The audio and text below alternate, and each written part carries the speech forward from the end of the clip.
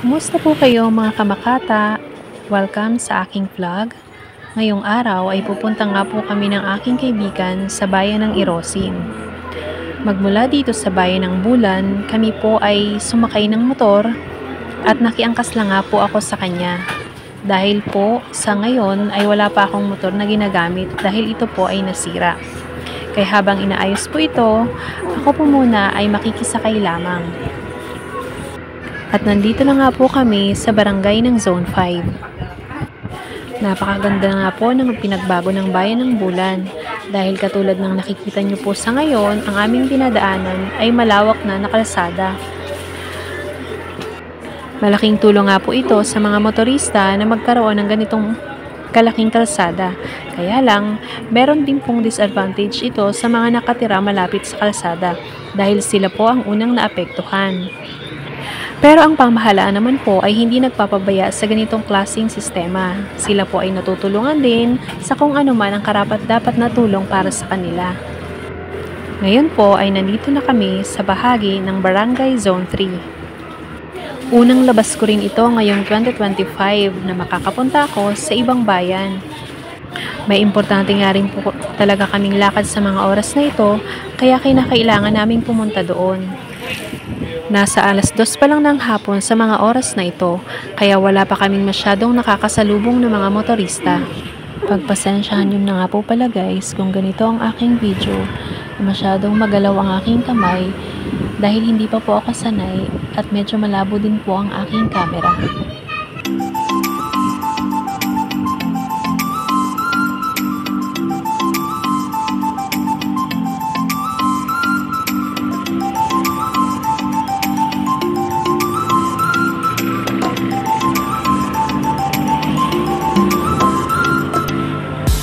Sa mga oras na ito ay nasa Barangay Zone 8 na po kami.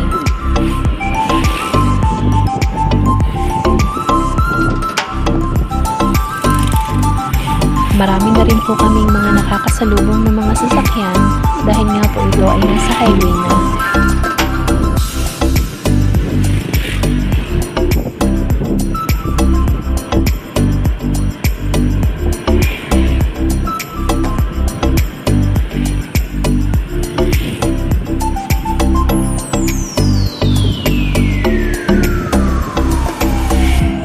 Mabuti na lang at maganda ang panahon sa mga oras na ito.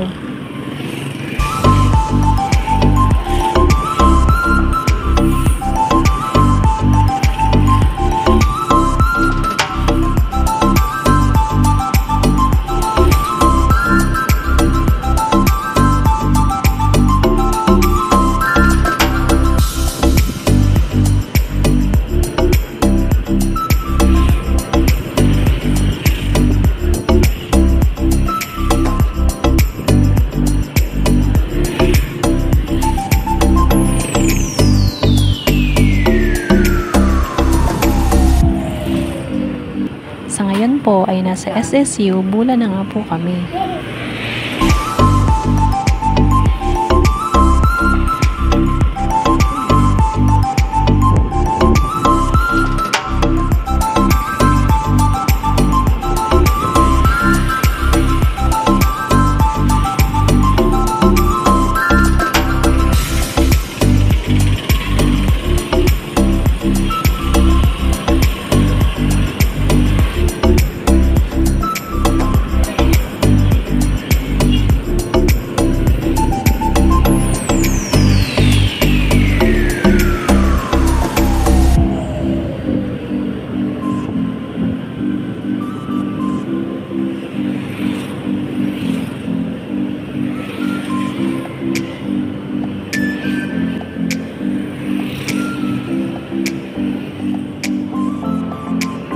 Papalabas na rin po kami sa sentro ng Bulan.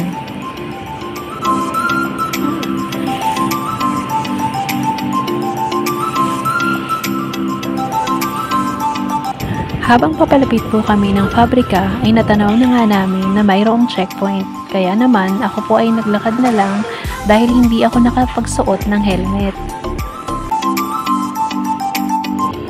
Napakaganda nga ng tanawin dito sa paligid.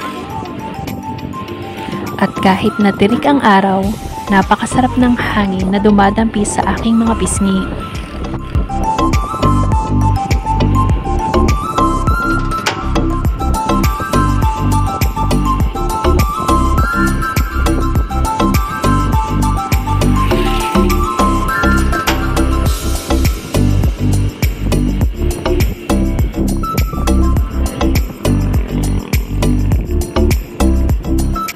Dumaan nga po muna kami dito sa gasoline station upang makapagpagas nang sa ganon ay makarating kami ng tuloy-tuloy sa bayan ng Irosin.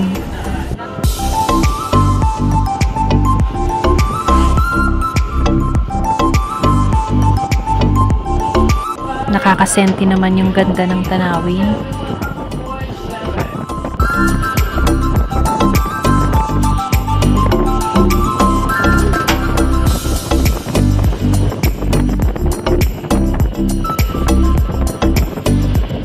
Talagang may likas na ganda ang bayan ng Bulan.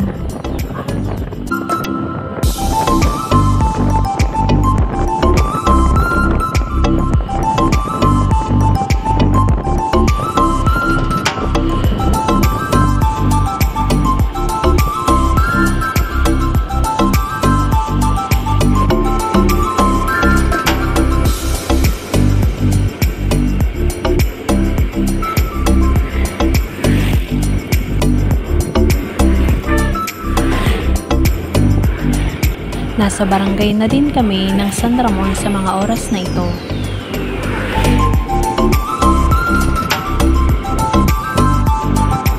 At hindi rin nga makapag-overtake itong aking kasama dito sa truck na aming nasa unahan.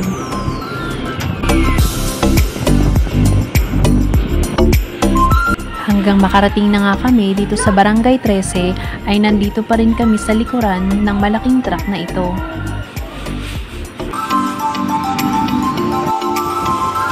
Sa wakas ay nawala na rin nga ang malaking truck sa aming unahan at nandito na kami sa barangay ng Kasini.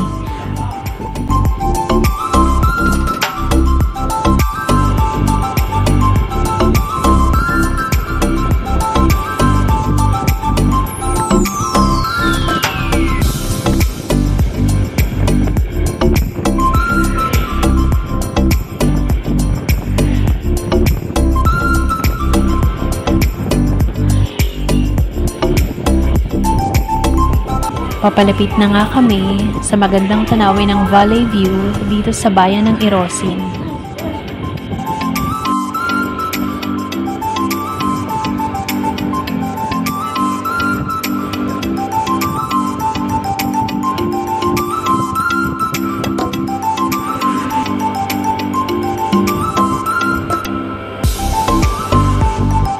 Nasa bahaging paakyat na rin kami. Mabuti na lang at itong aking kasama ay napakagaling magmaneho.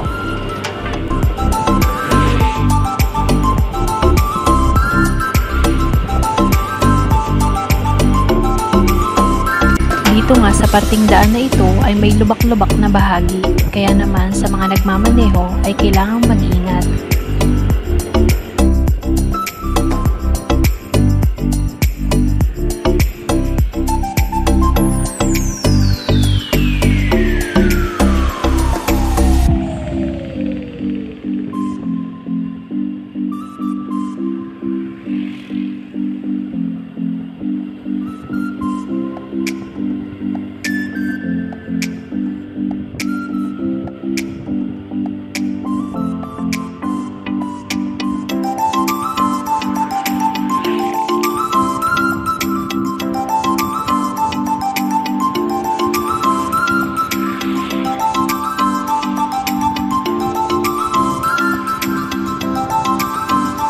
Nandito na nga tayo sa Valley View ng Irosin.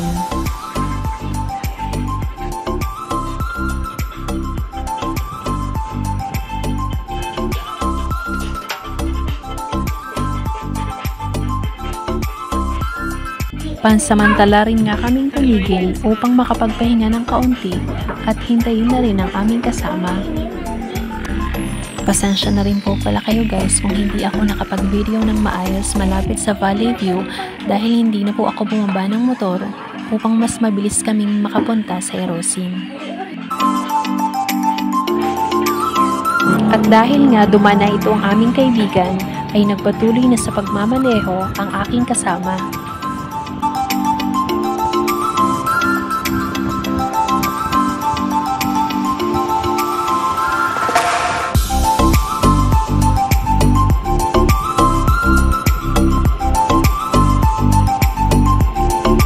Ganon din dito sa Erosin, napakaganda ng mga tanawin. Sadyang ang probinsya ng Sorsogon ay magaganda sa likas na yaman.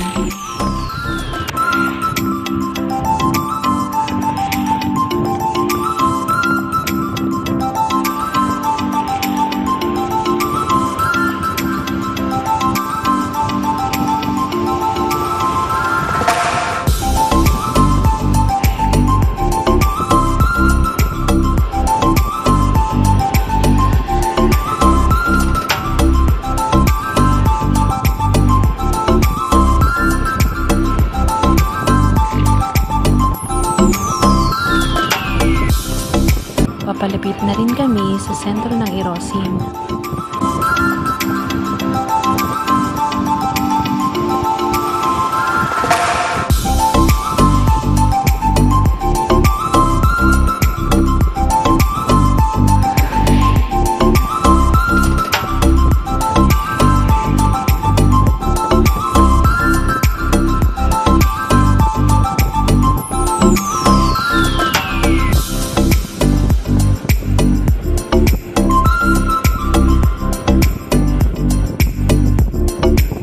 Nandito na nga kami sa sentro ng Erosin.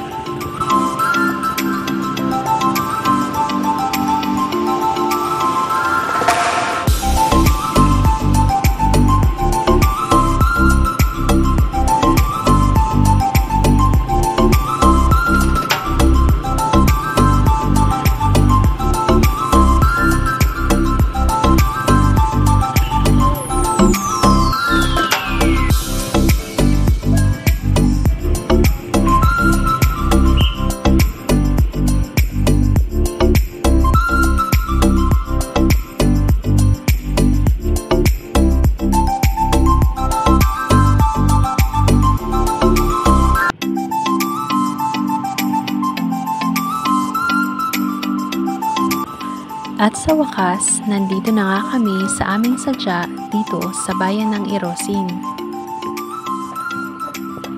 Hindi na rin po pala ako nakapag-video sa loob dahil baka sa policy nila ay ipinagbabawal yun.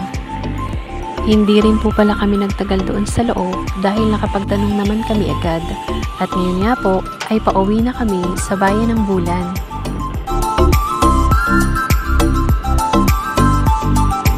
Salamat nga pala dito sa aking kaibigan na pinaangkas ako sa kanyang motor.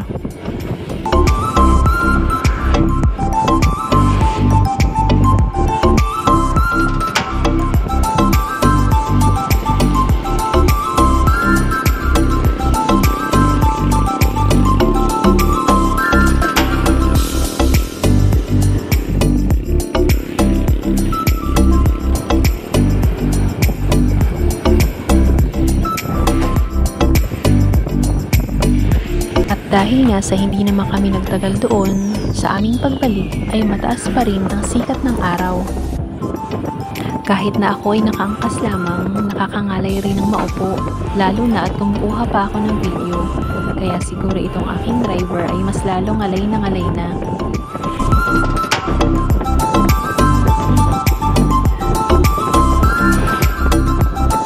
Pakiramdam ko nga ay ang biyahe namin pabalik ay mas naging mabilis.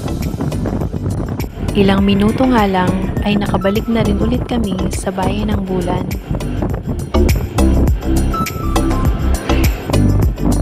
Salamat nga ulit pala dito sa aking kaibigan na pinaangkas ako sa kanyang motor.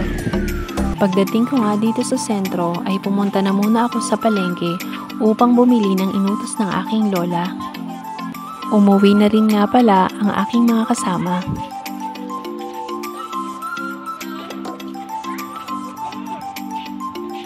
Pagkatapos ko ngang bumili ng isda, ay naghanap na ako ng masasakyang tricycle sa aking pag-uwi.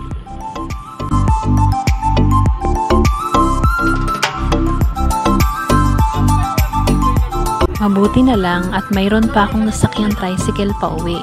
Hanggang dito na lang mga kamakata. Maraming salamat sa inyong panunood.